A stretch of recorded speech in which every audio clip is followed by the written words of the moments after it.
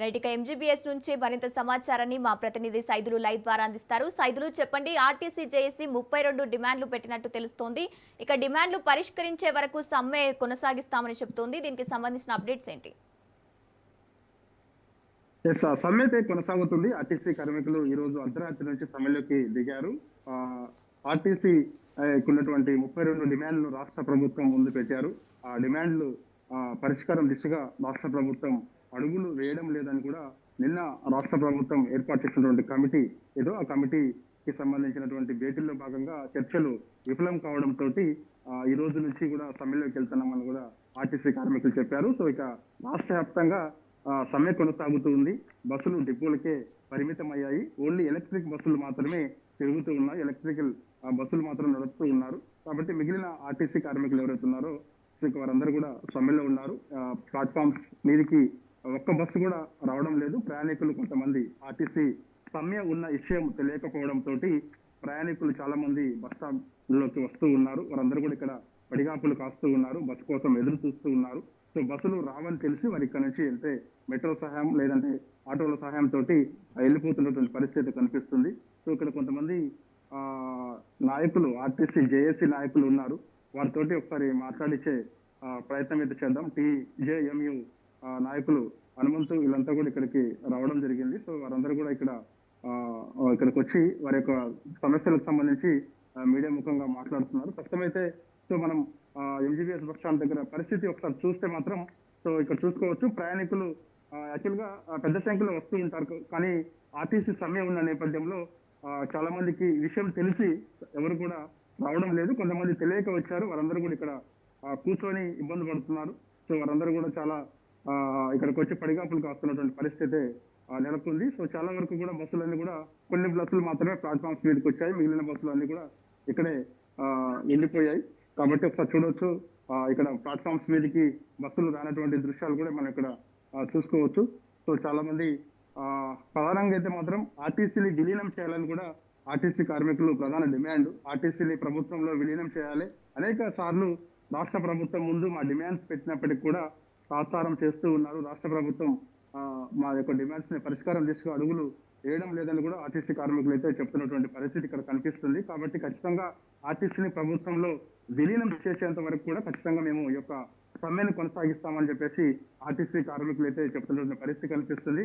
కాబట్టి ఈ రోజు మరోసారి ఆర్టీసీ జేఏసీ తోటి రాష్ట్ర ప్రభుత్వం చర్చలకు పిలిచే అవకాశం ఉన్నట్లు కూడా మనకైతే తెలుస్తుంది. మరి ఇక నిన్న చర్చలు విఫలమయ్యాయి కాబట్టి సమ్మెలోకి వెళ్ళారు. కాబట్టి ఈ రోజు మరోసారి ఆర్టీసీ కార్మికులని రాష్ట్ర ప్రభుత్వం చర్చలకు పిలిచే అవకాశం అయితే కనిపిస్తుంది. ప్రధానమైనటువంటి డిమాండ్లు రాష్ట్ర ప్రభుత్వం ముందు ఉంచినప్పటికీ కూడా సో అవి కొన్ని పరిష్కారం దిశగా అడుగులు వేయచ్చు, మరికొన్ని పరిష్కరించలేనివి కూడా ఉన్నాయి. ఆర్థిక పరమైనటువంటి భారం రాష్ట్ర ప్రభుత్వం పైన పడుతుందని కూడా రాష్ట్ర ప్రభుత్వం చెబుతుంది. కాబట్టి సో ఆర్టీసీ కార్మికులందరూ కూడా సో సానుకూలంగా ఉండి కంటిన్యూగా బస్సులు నడపాలి తప్ప ఇట్లా ఆర్టీసీ ఒక్కసారిగా సమ్మెలోకి వెళ్తే కార్మికులు సమ్మెలోకి వెళ్తే ఇబ్బందులు పడే పరిస్థితి వస్తుందని చెప్పేసి కూడా నిన్న ఆర్టీసీ ఎండీ నాగిరెడ్డి చెప్పడం జరిగింది. కాబట్టి సో ఇక ఆర్టీసీకి సంబంధించినటువంటి డిమాండ్స్ పరిష్కారం దిశగా అడుగులు రాష్ట్ర ప్రభుత్వం వేయడం లేదు. సో మేము ఎట్టి పరిస్థితుల్లో కూడా వెనక్కి అడుగు వేసే ప్రసక్తే లేదని చెప్పేసి కూడా కార్మికులు చెప్తున్నటువంటి పరిస్థితి కనిపిస్తుంది. కాబట్టి సో ఖచ్చితంగా 32 డిమాండ్స్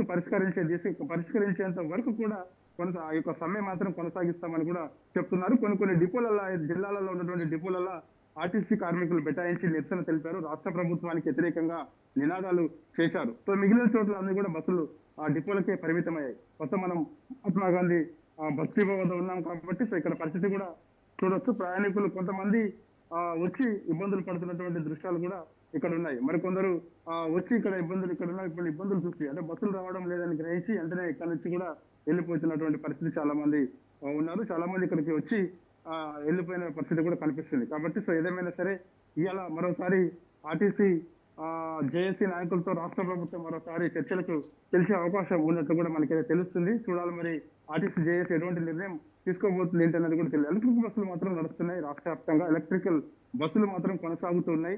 సో ఎలక్ట్రికల్ బస్సులు ఆర్టీసీ కార్మికులు అడ్డుకోకుండా ఉండేందుకు బస్ స్టాప్లలో పెద్ద ఎత్తున పోలీసు బలగాలు మోహరించున్నాయి. ఎటువంటి అవాంఛనీయ ఘటనలు చోటు చేసుకోకుండా ఉండేందుకు. ఎందుకంటే ఎలక్ట్రికల్ బస్సులు నడిపిస్తున్నారు కాబట్టి సో ఈ యొక్క ఆర్టీసీ కార్మికులు ఎలక్ట్రిక్ బస్సులను అడ్డుకునే అవకాశం ఉండడంతో సో పోలీసులు పెద్ద ఎత్తున ఇక్కడ పోలీస్ బలగాలు కూడా ఇక్కడ మోహరించున్నాయి. కాబట్టి సో ప్రస్తుతం అయితే ఎలక్ట్రిక్ బస్సులు అయితే నడుస్తూ ఉన్నాయి. సో వాటిని మాత్రమే రాష్ట్ర వ్యాప్తంగా నలుమూలలకి పంపించినటువంటి పరిస్థితి కనిపిస్తుంది. సో హైదరాబాద్ లో మాత్రం సమ్మె తీరు మాత్రం ఇక్కడ స్పష్టంగా కనిపిస్తుంది. సమ్మె కొనసాగుతూ ఉంది. ఎందుకంటే బస్సులు మహాత్మా గాంధీ బస్ స్టాండ్ లో మనకి 5 minutes కి ఒకసారి బస్సు ప్లాట్ఫామ్ మీదకి వస్తుంటుంది. కానీ ఇప్పుడు చూస్తే గంటల తరబడి అంటే ప్రయాణికులు ఎదురు చూస్తున్నారు. కానీ బస్సులు మాత్రం ప్లాట్ఫామ్ మీదకి వచ్చే పరిస్థితి మాత్రం ఇక్కడ కనపడడం లేదు.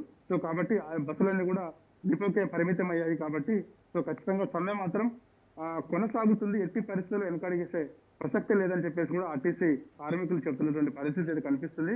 ఖచ్చితంగా 32 డిమాండ్స్ ఏవైతే ఉన్నాయో ఆ 32 డిమాండ్స్ పరిష్కరించేంత వరకు కూడా మేము సమ్మె మాత్రం కొనసాగిస్తూనే ఉంటామని కూడా వాళ్ళు చెప్తున్నారు. అనేక సార్లు రాష్ట్ర ప్రభుత్వం అధికారంలోకి వచ్చి 2 ఏళ్లకు పైగా అవుతుంది. 2 ఏళ్ల నుంచి కూడా మేము మాకు ఇచ్చినటువంటి హామీలు ఎన్నికల సమయంలో కాంగ్రెస్ పార్టీ అధికారంలోకి వచ్చే ముందు ఆర్టీసీకి అనేక హామీలు ఇచ్చింది. ఆర్టీసీని రాష్ట్ర ప్రభుత్వంలో విలీనం చేస్తాము అధికారంలోకి రాగానని ఆనాడు ఎన్నికల సమయంలో హామీ ఇచ్చింది. ఇవాళ అధికారంలోకి వచ్చి 2 ఏళ్ల పైగా అవుతుంది కాంగ్రెస్ ప్రభుత్వం. సో ఆర్టీసీకి ఇచ్చినటువంటి హామీలు ఏ ఒక్క హామీ కూడా నెరవేర్చలేకపోతుందని కూడా ప్రధానంగా ఆర్టీసీ కార్మికులు అయితే చెప్తున్నటువంటి పరిస్థితి కనిపిస్తుంది. కాబట్టి సో ఇప్పటికైనా సరే ఆర్టీసీ కార్మికులకు ఇచ్చినటువంటి డిమాండ్స్ అదే ఆర్టీసీ కార్మికులకు ఇచ్చినటువంటి హామీ ఏదైతే ఉన్నాయో ఆ హామీ ఖచ్చితంగా నెరవేర్చాల్సిందే అని చెప్పేసి కూడా ప్రధానంగా ఆర్టీసీ కార్మికులు అయితే పట్టుబడుతున్నారు. రాష్ట్ర ప్రభుత్వం పైన ఒత్తిడి తీసుకొస్తూ ఉన్నారు. కాబట్టి సో రానున్న రోజులలో ఈ యొక్క సమ్మె మాత్రం ఈ రోజు నుంచి కూడా కంటిన్యూ అవుతూనే ఉంటుంది. చర్చలు సఫలం అయితేనే ఈ యొక్క సమ్మె నిర్మిస్తాం, లేదంటే మాత్రం సమ్మెను కొనసాగిస్తాం అని చెప్పేసి కూడా ఆర్టీసీ కార్మికులు అయితే చెప్తున్నటువంటి పరిస్థితి కనిపిస్తుంది. Right, thank you Saidulu.